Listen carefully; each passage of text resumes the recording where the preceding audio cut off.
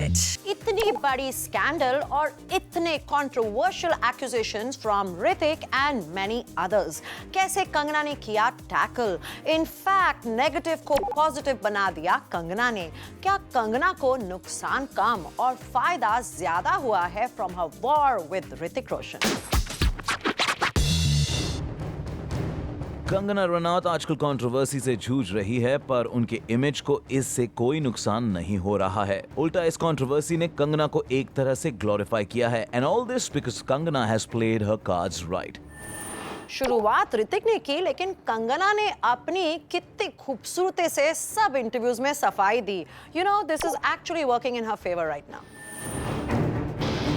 सबसे पहले कंगना ने अपने एक्टिंग के जोर पर नेशनल अवार्ड जीता है। Kangana has let her work do the talking, जिससे पब्लिक का ध्यान सिर्फ उनके काम पर रहेगा। पर्सनल कंट्रोवर्सी इसके सामने फीकी पड़ जाएगी। जाहिर बात है कि कंगना के फैंस उन्हें रिस्पेक्ट की नजर से देखेंगे। On the other hand, Hrithik Roshan ने आज तक खुलकर कोई इंटरव्यू नहीं दी है। इनफैक्ट पब्लिक परसेप्शन तो ये है कि ऋतिक ने कंगना को लीगल नोटिस भेजकर बचपना किया है, क्योंकि कंगना ने जब इंटरव्यू में सिली एक्स कहा था तब उनका नाम तक नहीं लिया था, पर फिर भी ऋतिक ने उन्हें नोटिस भेजा।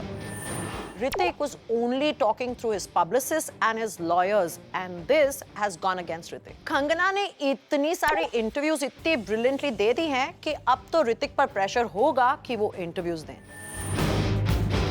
कंगना ने अपने स्मार्टनेस का एक और सबूत लोगों को दे दिया जब रीसेंट इंटरव्यू में उन्होंने ना तो ऋतिक का नाम लिया न अध्ययन का। She just made the interview about her being a woman and expressing herself. Kangana ने कंट्रोवर्सी से हटकर वुमेन एम्पावरमेंट पर ध्यान डाइवर्ट कर दिया। जब एक लीडिंग टेलीविजन जर्नलिस्ट ने कंगना से पूछा कि you are accused of mixing your body fluids, गंदा खून इन योर बॉयफ्रेंड्स फूड, तब कंगना ने क्लेवरली जवाब दिया कि why should a woman be ashamed of her body fluids. यानी कंगना ने फिर एक बार proud to be a woman वाली बात छेड़कर टॉपिक को ही चेंज कर दिया। कंगना को उनके एक्स बॉयफ्रेंड्स ने साइको का टैग तक दे दिया, but Kangana address that in the interviews to.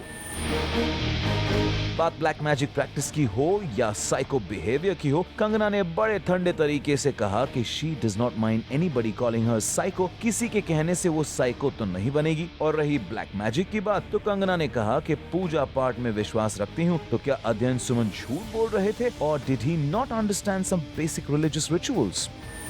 पहली बात तो ये ब्लैक मैजिक की बात मीडिया ने नहीं कही, इट वाज कंगना's एक्स बॉयफ्रेंड जिन्होंने ये शुरुआत की।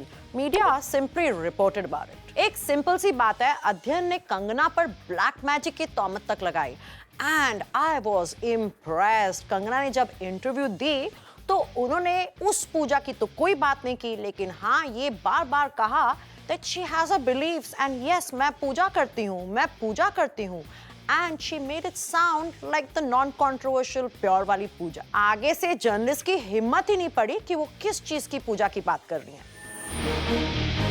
वहीं Hrithik is staying away from interviews, तो ऋतिक की स्टोरी का एग्जैक्ट वर्जन क्या है वो आज तक खुलकर क्यों नहीं बोल रहे हैं। कंगना सुलझी हुई तो ऋतिक उलझे हुए लगते हैं। उन्होंने एक स्टेटमेंट दिया था कि मेरे पोप के साथ लिंक हो सकते हैं, पर कंगना के साथ नहीं। इस स्टेटमेंट से माइनॉरिटीज नाराज हो गए और ऋतिक को इसलिए माफी मांगनी पड़ी थी। On the other hand, Kangana ने ऐसा इंप्रेशन दिया कि वो मैच्योर्ड और सुलझी हुई है, जो हर रिलेशनशिप के बाद कुछ सीखती है।